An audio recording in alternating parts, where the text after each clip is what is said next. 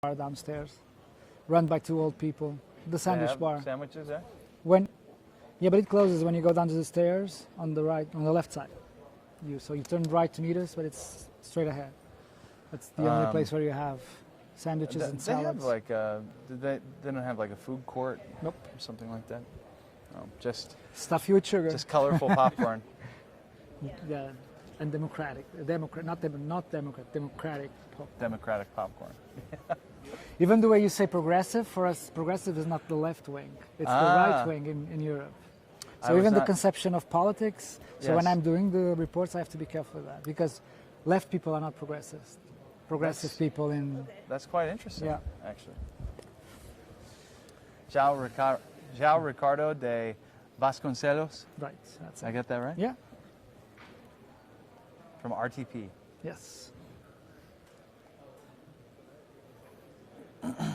Can you hear us? I can. All right, let me know when we're on.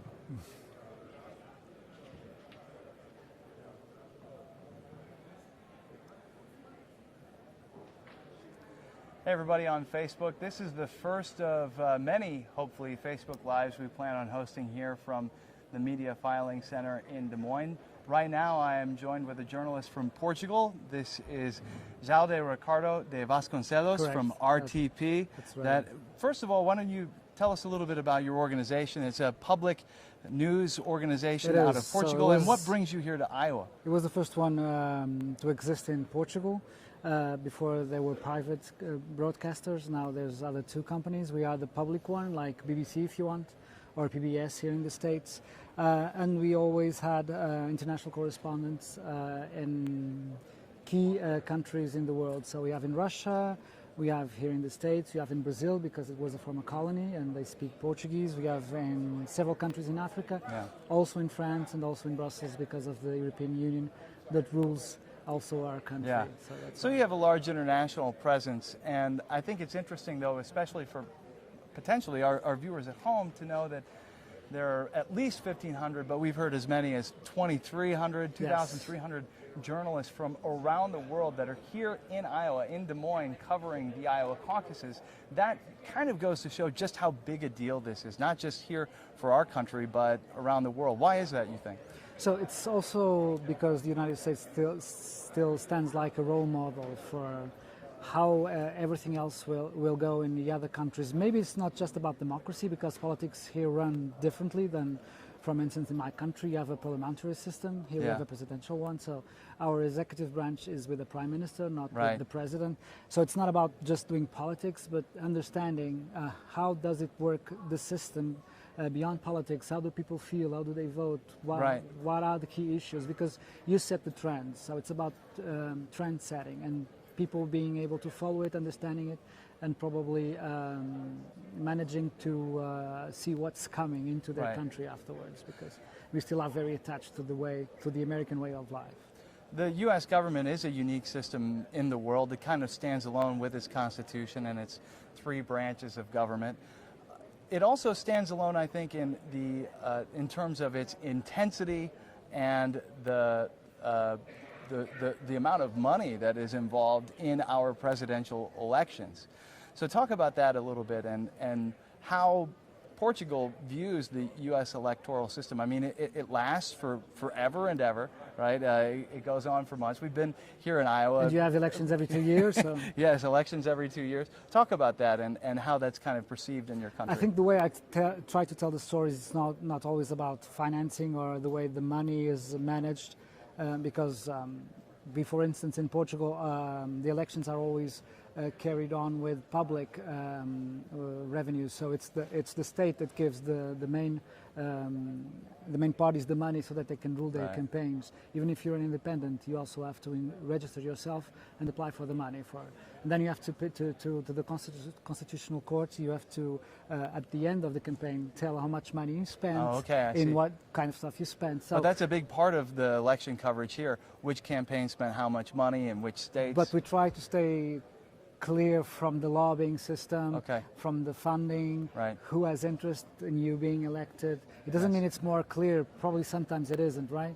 Yeah. Because here you have to say who gave you the money, Right. how much money they gave you. So that's also part how you become relevant or you're eligible for the debates, for Yes. instance. So it's very tricky to try to tell them about this reality of you can get money from whoever you want. You have to declare. You have to be on the road. Because people in trying Portugal to, might find that quite strange and alien compared to the correct. system that you have in your so country. even when we tell the story, it's not about the money itself. So about the way you finance your campaign. Even here, when you listen to the news, of course, you talk about that. You have, for instance, now Michael Bloomberg, just the last one, getting into the Right. race in November and is financing himself. He hasn't allowed any donations to come into his campaign. So still, there's a difference there. And then you say people are buying themselves into the White Right. House, so, like Trump did, because they also said Trump was influenced because he was a TV guy, Yes. and he also had private and corporate interests. It doesn't mean it's better or worse. It's just Right. the way the It's just system very works. different. So for us, it's the way you tell people over there how it works. So Right. if you have filters like you do, like you have to declare the money who gave it to you. So I think it's still an honest way to campaign, I guess. Like us, you've been following this race now for months, I imagine. You've also been following the impeachment trial At in the same Washington, time, yes. D.C. These last days, at yes. the same time. But let's talk about the race. And, you know, I guess you're looking at the same polls that we are. You're seeing the same kind of situation start to emerge where you have 3, 4, 5 potential, you know, candidates that all That have could a win Trump. That's always legitimate great. chance to win this first state. What do you think is the state of the race as you see it, and would you venture a guess to who you think has the best shot? Yeah, I guess the factor women was early on a big issue because Joe Biden was always the favorite, but then you had Right. Elizabeth Warren getting a good spot on the polls, and suddenly she disappeared a little. Now she's Right. more average, but still, considering Iowa and the way people vote, you have to consider your second choice. Right. And here we have a problem because if Biden is not your first choice, you're not making a choice about who is better to beat Trump. You're Right. making a choice about ideology and Right. political alignment. In whom do you trust to be the best president for the state and the United States? And that's a different choice. So if people will choose Bernie Sanders because they're tied, him and Joe Biden here in the last polls concerning Iowa State, it can also mean that the second choice Right. could be Elizabeth Warren and not Joe Right. Biden. So And- Bernie Sanders and Elizabeth Warren would be a weird scenario to Yes. start with this primary. Well, elections. and so for our viewers at home, I mean, it is widely viewed that Bernie Sanders and Elizabeth Warren are aligned on, you know, more certain progressive, more left-wing. left-wing progressive views versus Joe Biden, who is seen as more moderate. Correct. He has more experience. He's older. Another more moderate candidate might be Mayor Pete Buttigieg, and then Amy Klobuchar, who's been rising in the polls as well. So You're forgetting voters- a guy that's not here yet, Michael Bloomberg. Michael Bloomberg, Because right. we're going to have a Super Tuesday with California Yeah. voting ahead. Yet another moderate. It didn't vote Yeah. earlier since 2008, so California is voting also on the 3rd of March. Right. So you'll have like 30% of Americans voting, and that's the first time Bloomberg will be in the ballot. So I think we'll be able to learn early Yes. on who are really the most likely candidates to be on the July convention. Right, and knowing that someone like Bloomberg, who's this kind of dark horse, right, who hasn't jumped in yet, how important do you think, how important do Portuguese view the Iowa caucuses when it comes to understanding who Americans might vote for president? I was talking to people yesterday. I was doing news report and Yeah. editing them without being on air, not live reports. And I was talking to people, and they all here feel the same. They know they're not representatives, but they know they have a different way to look. And even if they're not voting as much as they should, because the absent taxes are very, very high, right? 2016, 81% of people didn't vote, so that's a right. very, very high number. The only time they voted the most was for Barack Obama. It's Right. the first time he ran for office. So 40% of people went to the assemblies to vote. Right. Still was a high tax of absent people. But meaning that it's not that the system doesn't work, it means that it's also different from having a secret vote in a ballot. That's why they say they make better decisions, because they're very serious about doing them and being there on the assemblies, on the caucuses, staying there all night if necessary, to make sure that the candidates get the votes they need. So it's not about the representation of the state, it's about the meaningfulness that you do the vote. And so what would you tell your viewers back in Portugal? How much meaning should they put into who wins in Iowa? It's also the excuse of the polls, because polls keep failing, right? Right. 2016, it was what it was. So also people are now more aware that numbers don't tell you all the truth. Right. And you have lots of people still with the balance, not deciding for sure. Yeah. You always have two candidates in the pocket, Right. because if your candidate doesn't have the 15%, Viability. the viability, you have Right. to choose the other one. But it's more than that. So most of them say that they don't even know who they're going to pick. So I think until the last hour, it will be very, very, very, very interesting to watch this time. And it probably will set a new standard if, imagine, Joe Biden isn't on the top spots Right. of the list. That would definitely be a big deal. That would be a major headline, because he's been leading national polls for so long. Finally, I just want to ask you about the notion of the caucus, and I think you touched on this. That must also seem very strange. Explain the Portuguese. Yeah. So people move in a room towards their candidate, with or the symbol, or the person who represents the candidate.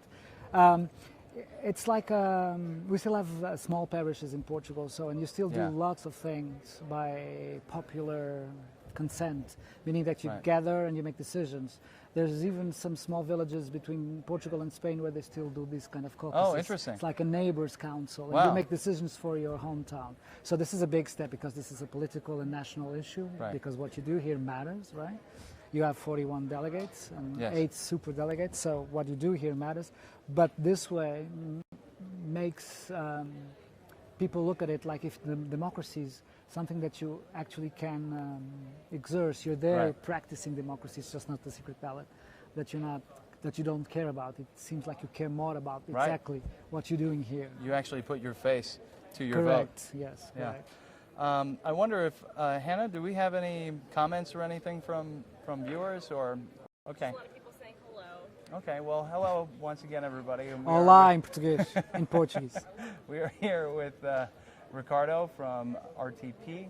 Radio and television from Portugal. And I want to thank you so much for you. spending some time with us. Any final thoughts? Any final takeaways? I wonder, what if there's one thing that you want your viewers at home to know? What would that be? Your Portuguese viewers, and maybe that could give us some insight into how we do things I guess here. is the way you look at democracy, even in times of much tension between politics, with impeachment going on, with Republicans and Democrats fighting a lot. We also have a two-party system, kind of. The major ones are left and right wing, so we can relate to that. But it's about common interest in the way the media do the coverage of the system, the way you open doors, and the way, because democracy here is different from the way the other democracies work, also make it more interesting, looking at it and trying to learn. Well, it works out because they don't have a judge to filter the system, the political system. Impeachment is the only tool you have. Right. We there have a president that can dissolve the parliament, and the government is gone. So we have a judge there. The president can just dissolve the parliament. But still, your way of doing politics hasn't given you any dictator, and we had one with our democracy and system. So it means they're not good systems. They're systems that you can make them work. So and I guess it's up to us as citizens to make sure that they as journalists to be looking out for them. Yes. Well, Ricardo, thank you so much for spending some time with us. And thank you. Thanks for being here in Iowa. Thank you. All right. Thanks, guys. Thank you very much. My Portuguese was the worst. He was standing there. Thank you. We'll be here until what time? We'll be here all night. All night? Yeah. Until the final result. Hannah, how many views did we get? How many Portuguese? Yeah,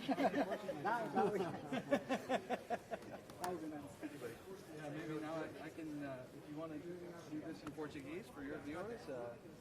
Korean. Yeah. Do I stop mine first, or does Katrina stop her at first?